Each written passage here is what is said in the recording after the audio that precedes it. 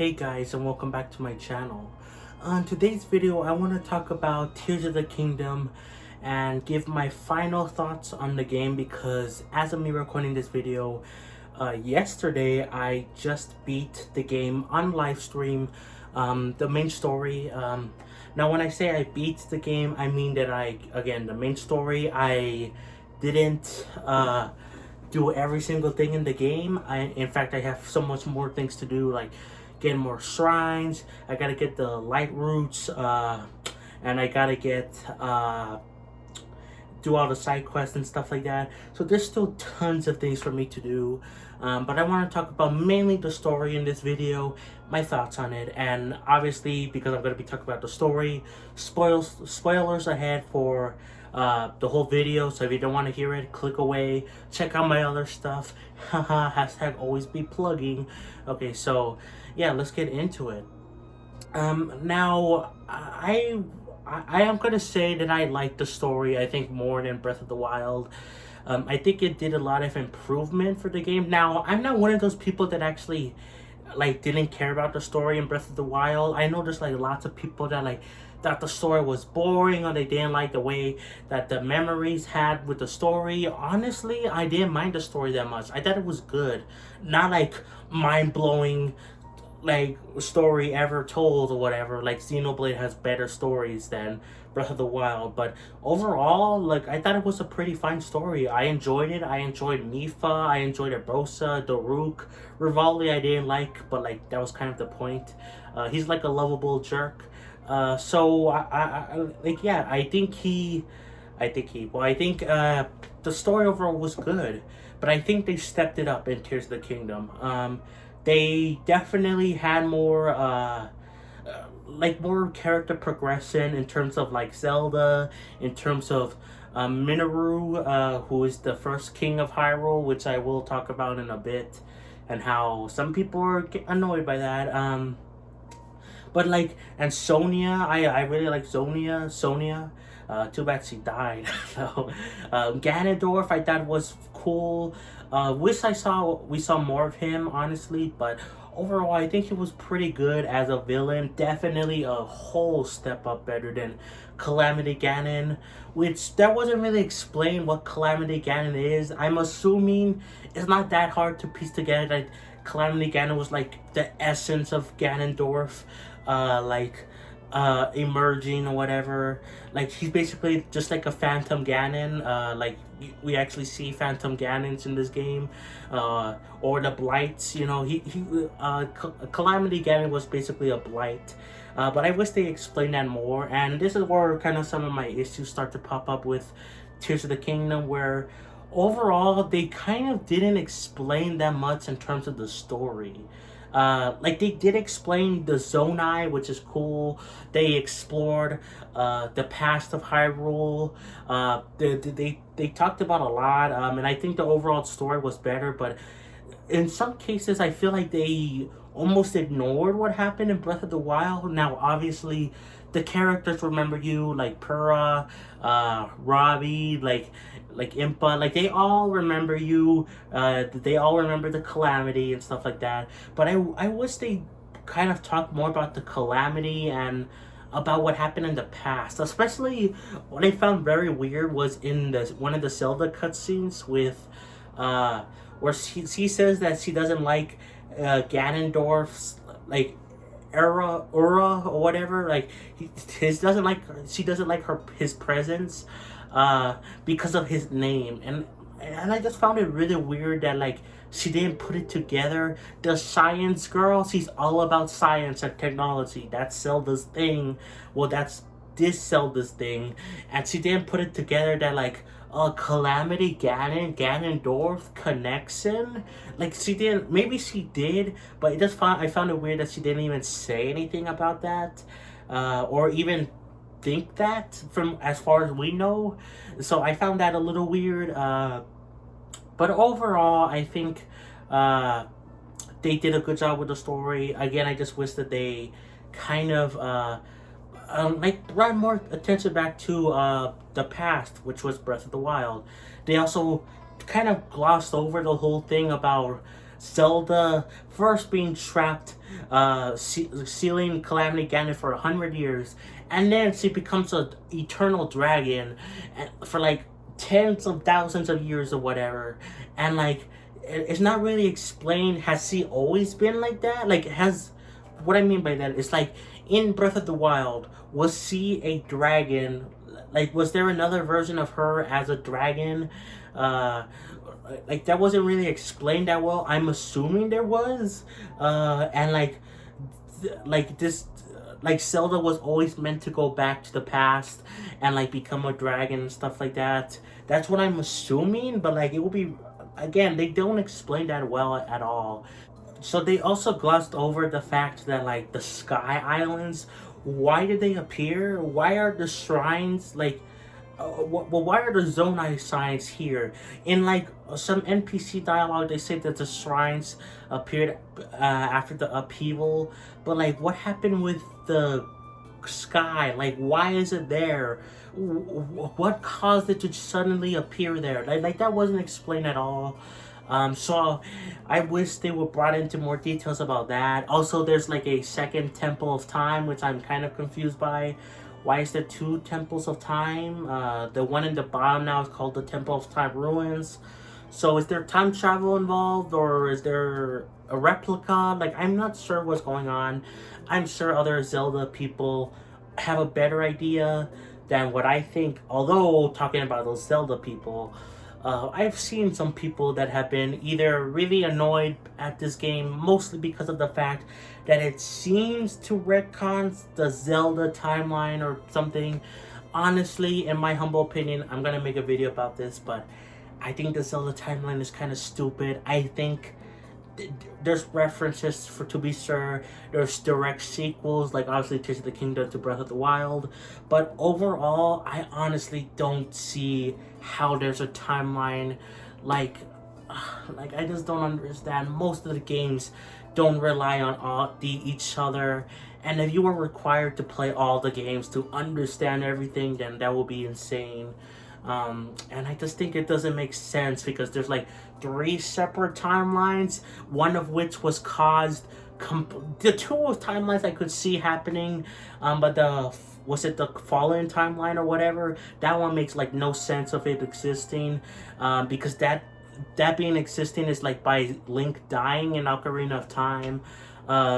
Which that's just a multiverse theory. That's not time travel, that's multiverse. If you choose a thing, then a split path. So that means there could be multiple Zelda timelines. So why are people thinking, I don't know.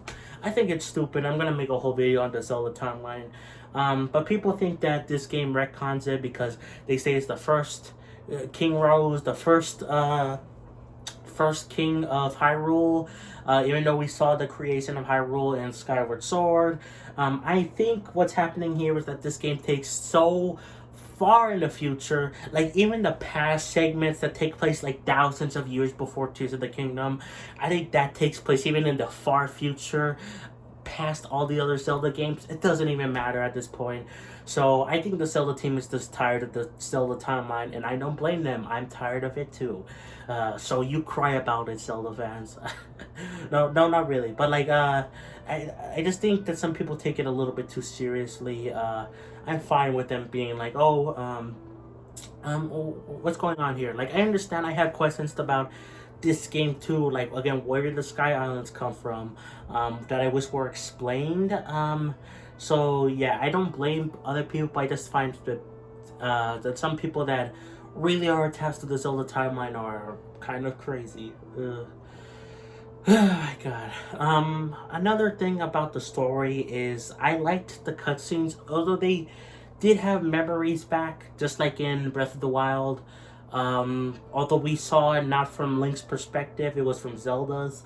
And I thought that was cool, although I am a bit disappointed because I was really hoping for Zelda to be playable in some way in these cutscenes. Like, imagine it. You get into this cutscene and you play as Zelda, like in that one section, and you could do these things like interact with puzzles or Hyrule Castle, and then the cutscene takes place, and then you could cut back to Link, like, I just thought that would have been so cool. yeah, and it's just really disappointing that they didn't do that. I also found it really weird how they, uh, if you could find the Tears of the Kingdom, funny name drop. But you could find the tears in different locations, and so you can be easily spoiled by the story. And it wasn't that much of a problem in Breath of the Wild. They had an order in Breath of the Wild, but it didn't really matter that much because you felt you did still get a sense of the cutscene. It was kind of its own individual part. Like, it didn't matter that much. It was cool when you put them all together, but with Tears of the Kingdom, it does try to have a more linear story, and I just think that that problem is weird when you could find a cutscene of Sonia dying, and in the next cutscene everything's all happy and cheery, and then in another area you could find another cutscene where they're mourning her death. Like, that's just total whiplash.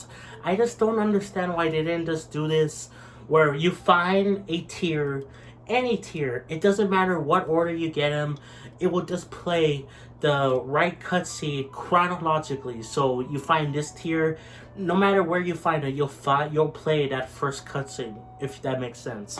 I don't know why they didn't do it like that. That would have just solved like every other issue. I know there's technically an intended order to find the memories. Impa tells you, like, I think it's from left to right or something like that, and you take a picture from it if you want to, but the game doesn't it doesn't suggest that to like a main story thing. It doesn't tell you directly. Like, it just kind of makes you guess that, oh, do the intended order. And even if you follow the intended order, this is an open world game. You're gonna explore, you're gonna find crazy stuff, and if you just happen to be near a tier memory spot, then you're probably gonna activate it, you know? So I just found that kind of weird. I am happy that I think the first one you ever get is the one where Zelda comes into this new past Hyrule or whatever. But I found one cutscene where Sonia died, and I'm like, wait, what? She died? Okay. Like, it was after her death.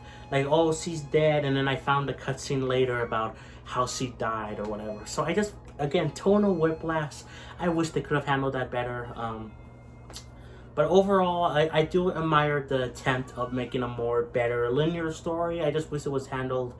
Again, just play the right cutscene no matter where you are in the world, you know? I actually really found the ending of the game really good, actually. You have to go into Hyrule Castle, which, by the way, I just kind of found it a little annoying as well, how Hyrule Castle, like, after you get the cutscene with Purah,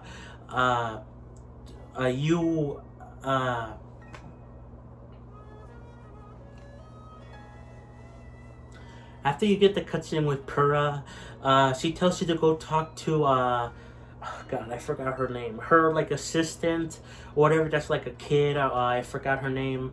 But to go talk to her to see, oh, does she know where Ganondorf is? But she doesn't tell you anything. She just tells you about the Yiga clan, Master Koga, and about the statues, which apparently, from looking it up, that is a hint. If you defeat Master Koga, then you will get the location of Ganondorf, and plus the statues point to where Ganondorf is. But I didn't want to do that now. I just wanted to beat the story because I didn't want to be spoiled by it, you know? So, yeah, I just said, okay, who cares? So I'll just go straight to In the Chasm, underneath Hyrule Castle, and that was pretty cool. It was kind of confusing at first, but I kind of liked how you had to be prepared with, like, gloom resistance, the food to increase your to refill your depleted hearts. I thought that was cool, and overall the enemies were pretty tough. There's even a Lionel there, which I did beat and I did fight.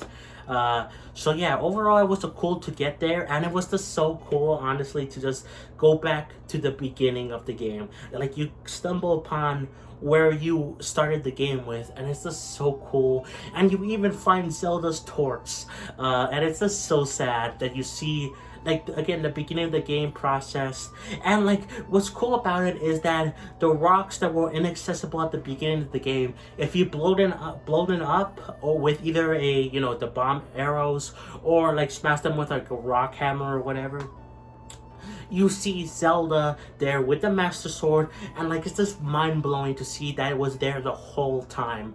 And when you finally get to Ganondorf, that was really cool. Way better fight than it was in Breath of the Wild. I love that fight way more. I like how Ganondorf, I like how he regenerates into, he's really rehydrated, you know, back in action. And I like how he uses the, like, your moves against you, like the Flurry Rust. I thought that was so cool. It was kind of hard fight, like it was kind of hard, but it was overall not that bad. It was cool that the sages were with you in this battle. That was really cool, way better than it was in Breath of the Wild, where the champions or the new champions or whatever, the new champions didn't do anything but besides help you in their areas, and then the old champions, they just shot their lasers at Ganon's castle, and that's it. So it was cool to see the sages actually there with you, and it felt so cool and so like epic, you know. So yeah, the fight was challenging but not that hard. And then I wasn't expecting this at all, where Ganondorf decides that, oh, I'm gonna become a dragon to be to take you down, even if I lose my consciousness. And I thought that was so cool. It was obviously foreshadowed with Zelda doing it, which, by the way, that Zelda scene of her doing it, wow, that was kind of sad, honestly. But Ganon doing it is like really cool, and it was so cool that the light dragon, which is Zelda, like even though she lost her consciousness, she still had a sense of helping Link. And it was cool that to see her come in, and then you fight Ganon as like a dragon now, and it was so much more cooler than it was in Breath of the Wild, because you're actually landing on the dragon and using your Master Sword to cut down this weird eyeball things, and it was just really cool and exciting. Way better than the shooting arrows from a distance at Dark Beast Ganon. I love that overall. And then like at the ending, when Zelda comes back to normal, which is kind of a good thing. Maybe they should have had lasting consequences, but then again, she was trapped there for like tens of thousands of years, so you know.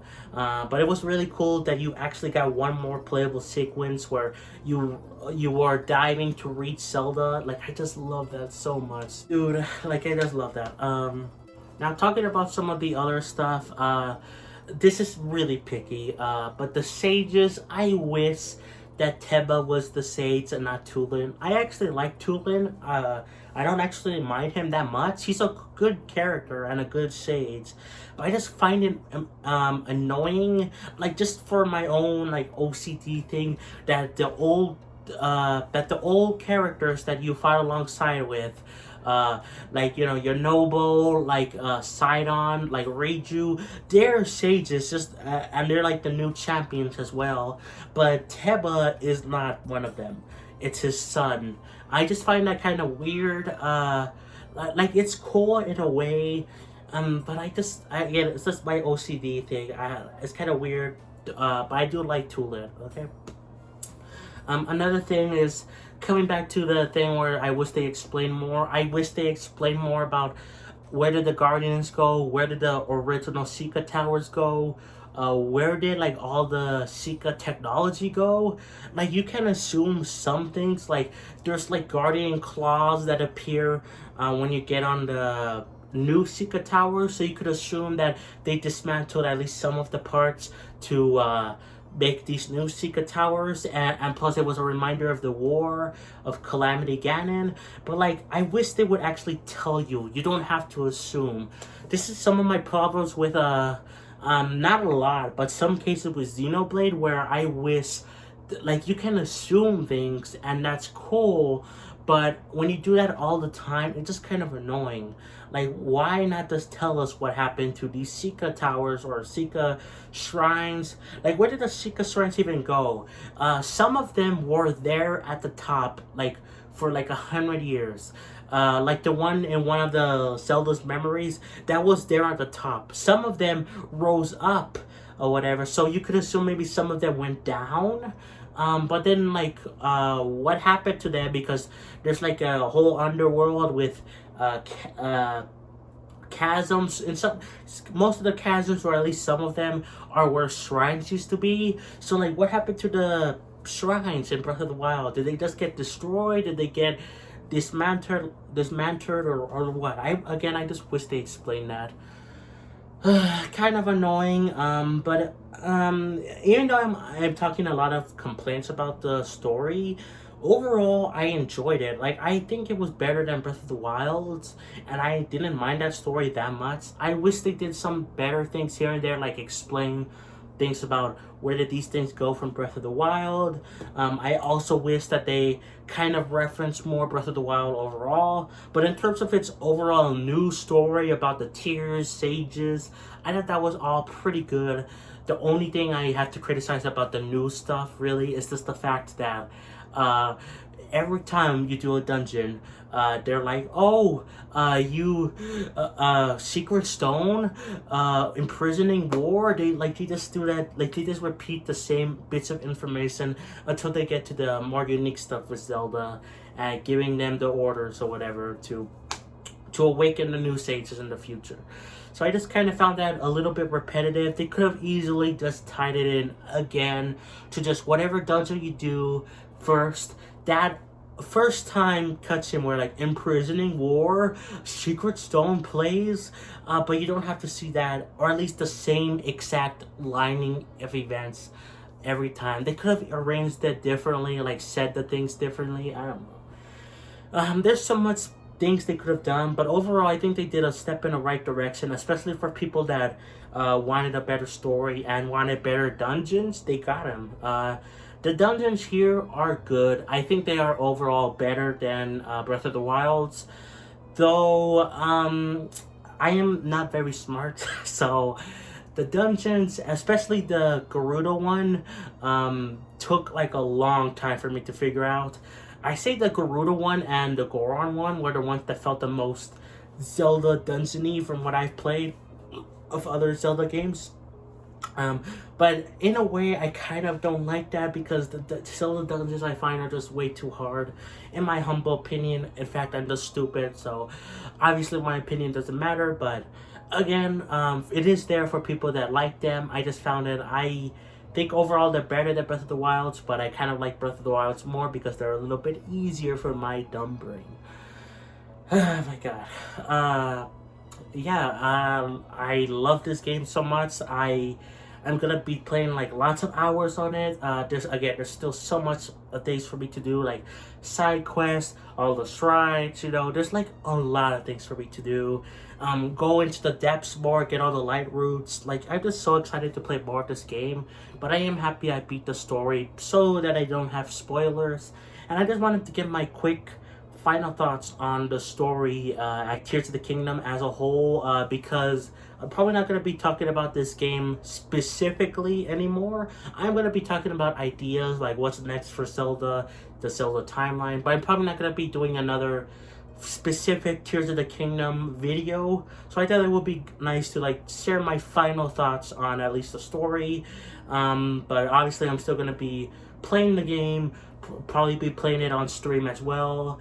So yeah, you can look forward to that. And yeah, there's still lots of things to do, but in terms of the story, I'm done. So yeah, hope you enjoyed my thoughts on the story. Overall, good, but it could have been better. Hopefully it improves in the next Zelda game. I could see them easily fixing this, but I could also see them easily not fixing it. So hopefully they take back player feedback, just like they did in Breath of the Wild 2 Tears of the Kingdom, with the dungeons, the overall better linear story, although they didn't handle that the best. But again, they did make progress, so I hope they improve even further in the future. So yeah, guys, that's it. Hope you enjoyed, and I'll catch you guys next time for more. Peace.